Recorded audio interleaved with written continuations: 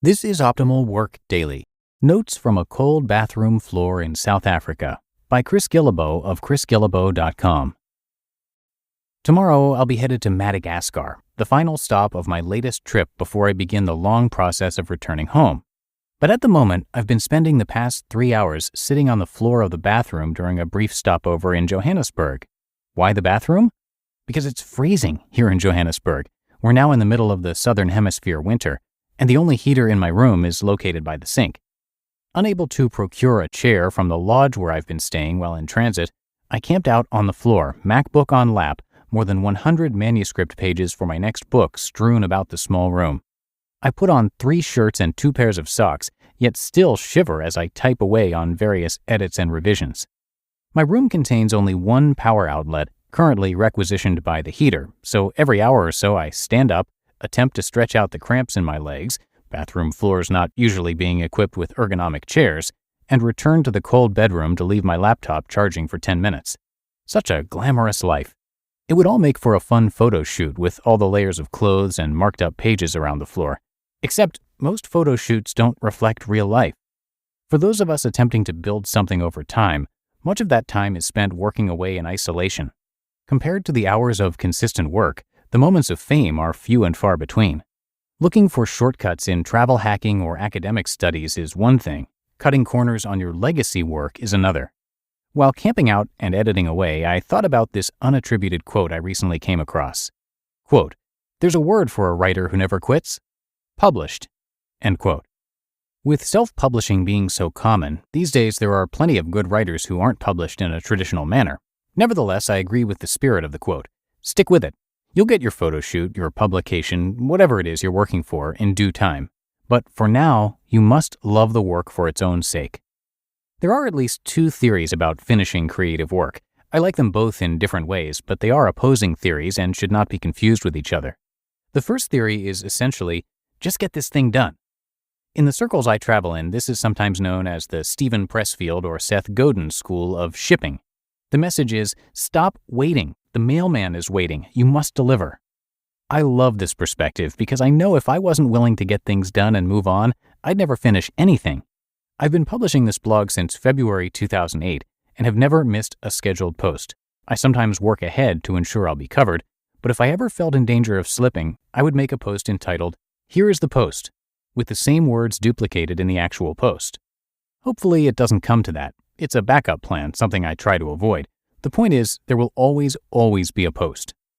This theory holds that mediocre work shipped is better than work that isn't shipped at all, and here you can see a key weakness, the danger of embracing mediocrity as an acceptable standard. You can't write a book entitled, "Here is the book," with the same thing duplicated for 240 pages. You want to be proud of work like this, and such a thing takes time. It takes hours, and more hours. When you finally finish, you look at it again with fresh eyes and realize you need to spend more hours. Alas.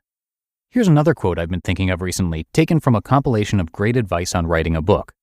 Quote, "There's no such thing as too many drafts." End quote. This quote represents the second theory of creative work. Better to take your time and get it right. Craft a masterpiece. Invest in your sweat and sacrifice to make something beautiful.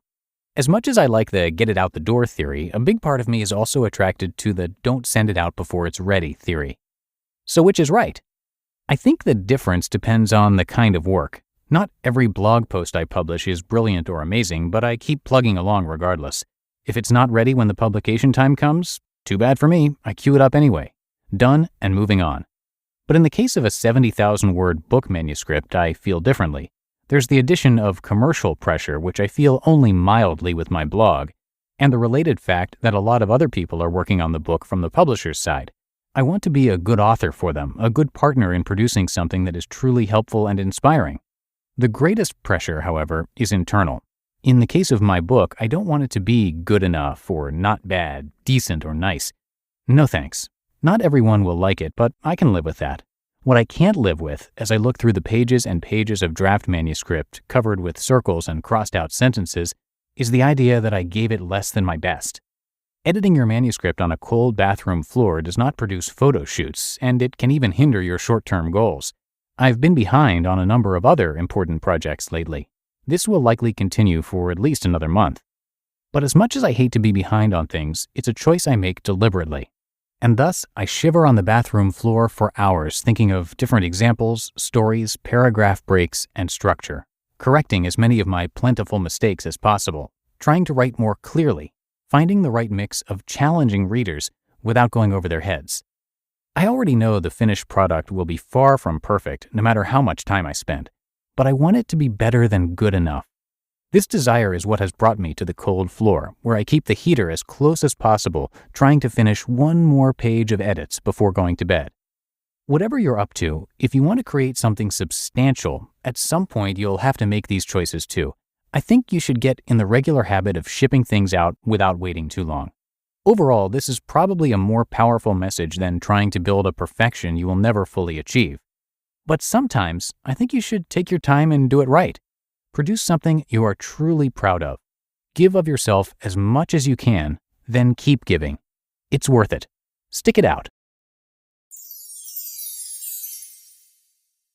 You just listened to the post titled Notes from a Cold Bathroom Floor in South Africa by Chris Guillebeau of chrisguillebeau.com. And thank you to Chris, who has a really unique story. He started his site, which he called The Art of Nonconformity, to chronicle his journey to every country in the world, which he eventually completed before his 35th birthday.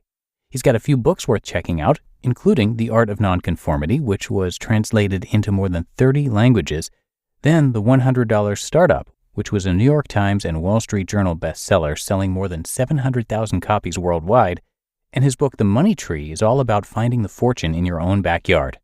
He also hosts the popular World Domination Summit in Portland, and you can come by chrisguillebeau.com for a lot more. But I think that does it for today. I hope you are having a great one, and thanks so much for being here, and I'll see you right back here tomorrow, where your optimal life awaits.